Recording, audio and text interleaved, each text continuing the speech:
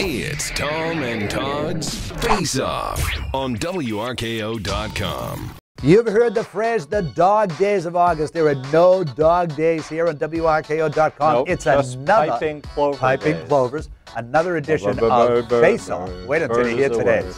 The Tea Party won the debt deal negotiations, but did the country win as well? Early assessments say that the deal puts us further into debt. Rand Paul won't vote for it because it adds $7 trillion to the deficit. Neither will Tom Coburn or a lot of other people vote for it, yet John Kerry and Scott Brown did. Reasonable people on both sides made up their own mind. This was a lousy bill, pushed by really an emergency or a potential catastrophe, and so people hold their nose and vote for it.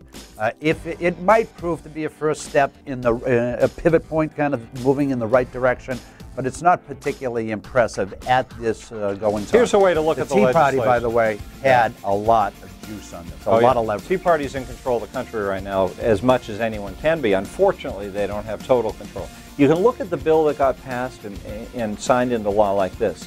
The Democrats want to drive us into bankruptcy, say hypothetically in 4 years. And conservatives fought back and said, no, we want an extra 6 months of the United States of America's survival. And that's where we're at right now. Democrats want to destroy us in 4 years. Republicans fought and won 4.5 years. Hopefully they'll gain more strength and be able to do more to save the country as new elections come our way next year. The floodgates have opened, and the media, liberals included, are now piling on Obama. How damaged is he after this debt ordeal? Oh, my. Isn't it amazing? We're such pack creatures. It's like wolves all running together. So suddenly the polls start turning against the president in recent days.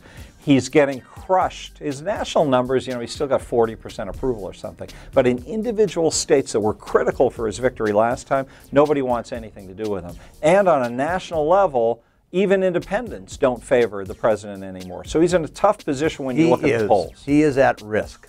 However, it all depends on who the Republicans nominate. And keep in mind, Barack Obama will have $1 billion. Some of that will be spent on his own behalf. A lot of that will be spent to attack whomever the Republicans nominate. So this is far from over. Is he looking good? Is he looking presidential? Do people sense that they have a strong, visionary leader? Answer, no. Doesn't mean he won't be reelected. Remember what he used to ask during the last campaign? Are you fired up, ready to go? He's not fired up and he's not ready to go. And the most important thing we haven't even mentioned yet is the unemployment rate, which ultimately decides these things. If it stays up at 9.2%, he can just start writing the letter of goodbye now. Start programming the teleprompter for the farewell exit tour speech. All right? So much for civil discourse. Do Democrats have no shame, calling fellow congressmen and women terrorists and accusing them of taking everyone hostage? How can any Democrats be taken seriously after this nonsense?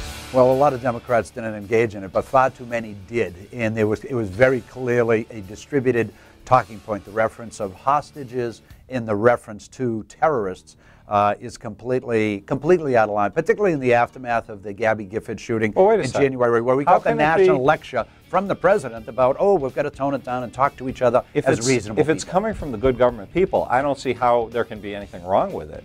Clearly, we must be perceiving it wrong, and we were confused by their remarks after the Gabby Gifford shooting in Tucson and the horrible deaths there. And they were saying we need to stop the divisive talk. Maybe they were being facetious, because now all they do is divisive talk.